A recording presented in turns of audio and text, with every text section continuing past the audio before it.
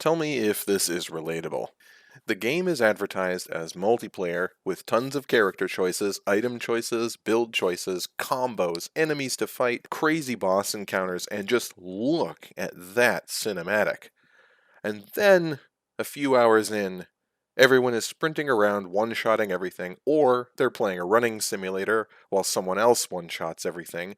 Nobody pays attention to their own health or resources. Nobody pays attention to mechanics. Everybody just presses the same buttons in the same order, regardless of the circumstance. Is that a health bar? No. It's just a red light that sometimes turns off when you're dead.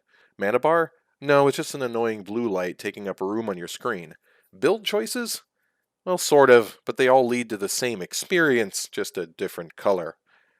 So it seems like maybe the game is too simple or too easy, but in the same game, there may be things like gear checks, instant deaths, and gimmicks that you'll spend more time learning on Google than in-game.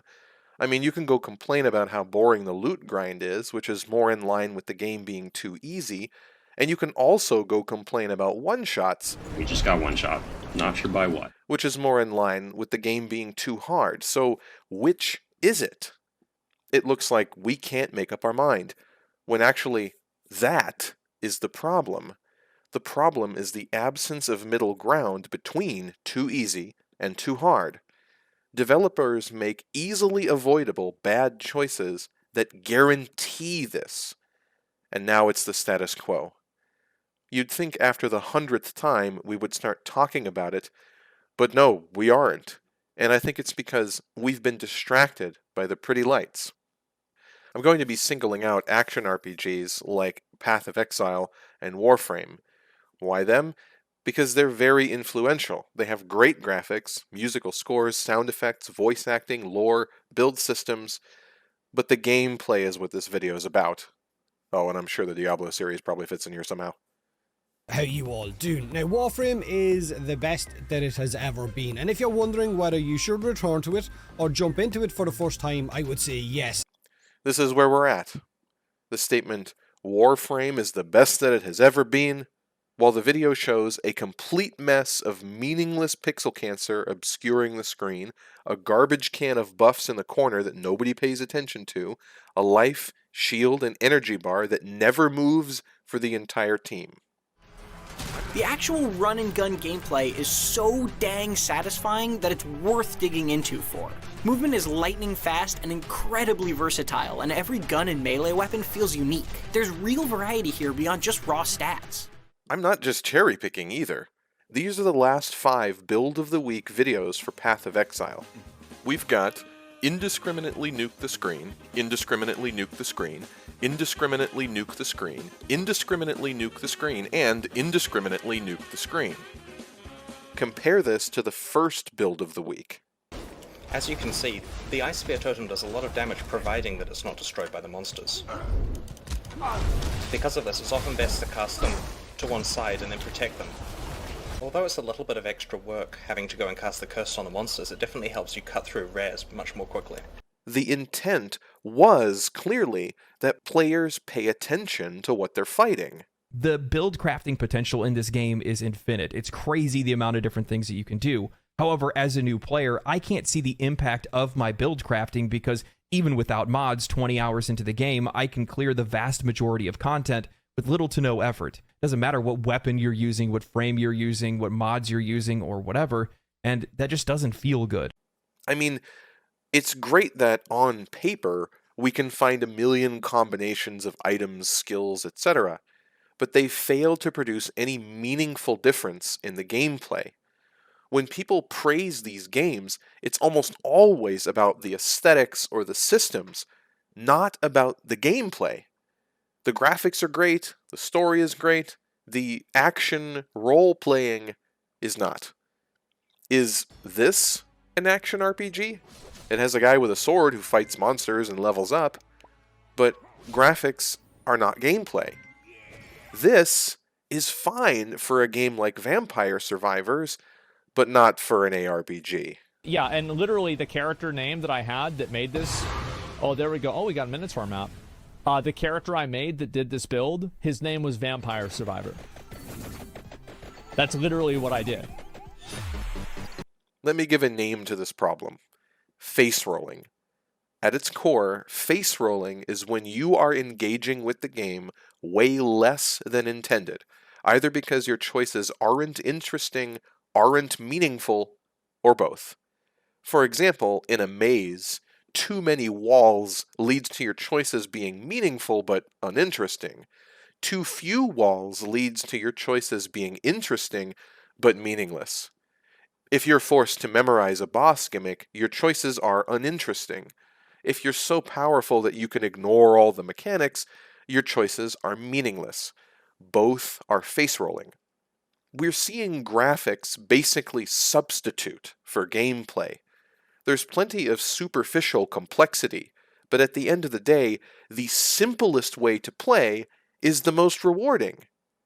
This is a problem when in a game touted as an action RPG, minimizing your actions is the paradigm. The goal of modern RPGs is generally to create a fake feeling of depth so that newer gamers and non-gamers think they are playing something epic. They know hardcore gamers are going to grind it out and drop it. They also know if they can string casuals along with a system that seems deep but is actually shallow and simple, means they will play for literally ever. In Sonic the Hedgehog games, there are segments of the level where the player just watches Sonic blast around loops collecting rings. The player has control during these parts, but taking control usually messes up the sequence. The right thing to do is the simplest thing to do. These segments are intended to be visual spectacles, part of the game's intermittent reward system, not the whole game. I don't think anybody back in the day was fooled into believing otherwise, but now, when we see the equivalent, we are fooled. Spectacle is the whole game. Automate as much as possible. Press as few buttons as possible. Treat everything like a target dummy. If you're feeling challenged, unless you're a speedrunner or a streamer who is paid to entertain an audience, you're playing the game wrong. In the brief moments where the game actually feels like an action RPG, and not a clicker or bullet hell, we see how awful the gameplay really is. Interestingly, we haven't been falling for this when it comes to Diablo 4. We are correctly identifying the signs of bad design. Typically, it has devolved into speed clear builds, where you press a few buttons and immediately wipe out an entire rooms full of enemies, moving through entire floors at lightning speed, only to stop to pick up the odd legendary. Match that together with the screen clogging damage numbers and status effects, and you have yourself a screen entirely devoid of meaning. This isn't a game where it's like I go 100% HP, 80% HP, 70%, 60%. Oh, I better heal 50%, 40%. Oh no, I made 3 or 4 mistakes in a row. When you die, you make one mistake. Either I'm live or dead. There's like no middle ground. Damage to close enemies, damage to distant enemies. Well, where's the stat for damage to enemies at a moderate distance? Why don't you have that as well? Why is it necessary to have like 8 different stats to calculate how much damage something does? Monster diversity is non-existent. The same terrains are used over and over. Awesome! This criticism needs to be applied everywhere. Why are we making exceptions? Somehow, Blizzard made an open world MMORPG that is almost purely played solo. Let's talk about multiplayer. In an online ARPG, emphasis must be placed on the multiplayer. Otherwise, why is it online? If the only roles other than Invincible Nuke Machine are Aurabot, Cursebot, and AFK Experience Leech Bot, we can't use the word role with any kind of seriousness. If you're in a group simply for loot benefits and otherwise never interact with each other, if you go separate directions and are never even on the same screen, or if you're on the same screen and merely attacking the same thing, you're not playing cooperatively. You're playing solo while other players' names and particle effects happen to be obscuring your vision. Forget roles, the whole interaction between players is completely missing. My team's low on mana, time to use Vol Clarity. My team is hurt, time to drop a Rejuvenation Totem. That guy's in trouble, time to manually mouse over them and press my 1 key to dash into them and remove their debuffs and give them a tiny shield. You may have noticed, this is not how people play the game. The interaction between players isn't nearly at this level, and that's the simplest possible level. Thing happen ally, me do thing. If you're playing Warframe for the first time, go solo or invite only. Playing public is not great. Holy shit. The fact that this is good advice is a catastrophic failure of an online game. You might ask, well, if people like the game, who cares? This is a very important question. Let me give you an example. Let's say you love jazz music and the most popular jazz bands start sounding more and more like pop, perhaps because it's trendy. Because of this, the whole world starts to forget the differences between jazz and pop. When someone says jazz, it no longer describes the thing that you once enjoyed. Let's say you really appreciate broccoli, and then some company says, hey, check out this better tasting broccoli.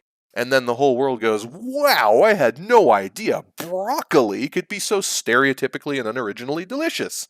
I love broccoli now. Back to games. We have new ones wearing the skin of old ones. Long-term players who love the genre have nowhere to go, and the short-term players have everywhere to go. Every game ends up the same way, competing over them. This is why we know it isn't just games evolving. We're seeing a loss of diversity. Meanwhile, we get told, if you don't like it, go play another game. Or, why don't you take off all your gear if the game isn't challenging enough? But now, we're saying, no, you go play another game. You go play the tutorial zones over and over if you want God mode. Pop is great. Cupcakes are great. Idle clicker games are great.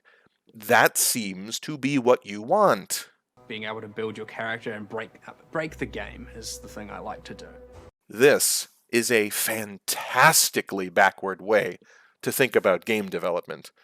The joy of breaking a game comes from it being unintended.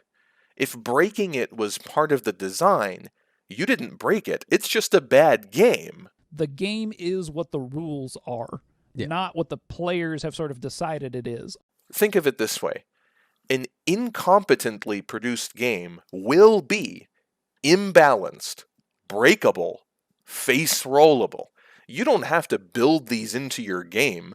You just need to be a bad developer and they'll happen for free.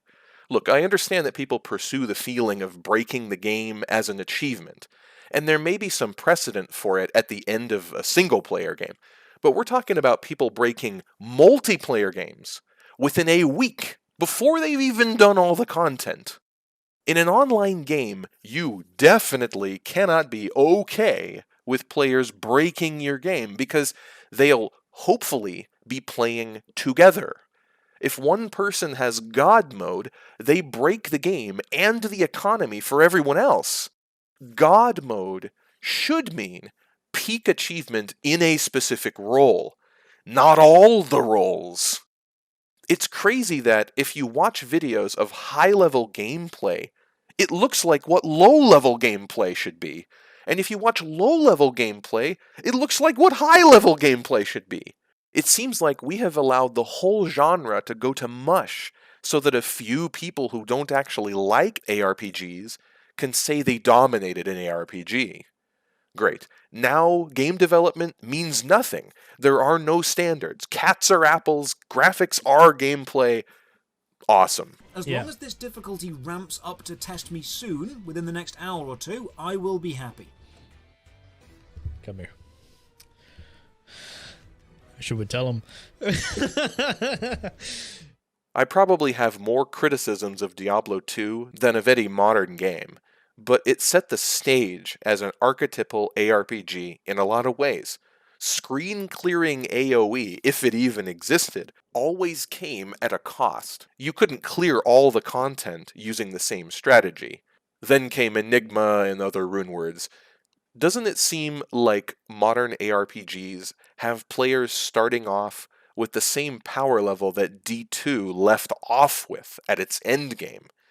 Modern ARPGs seem, generally speaking, to have imported the worst part of D2, but kept the look so barely anybody notices. So you want to wait for the right moment to use the thing, you want to adapt the skills you're using to the situation you're in, or you want to be managing a combination of resources or some special mechanics. There are no skills where you feel like they're applicable to every single situation. You're going to want to sort of rotate between different things, and that's where all the kind of comboing and making sure that skills have interesting interactions together comes from. This is great to hear, but remember those early PoE 1 builds of the week?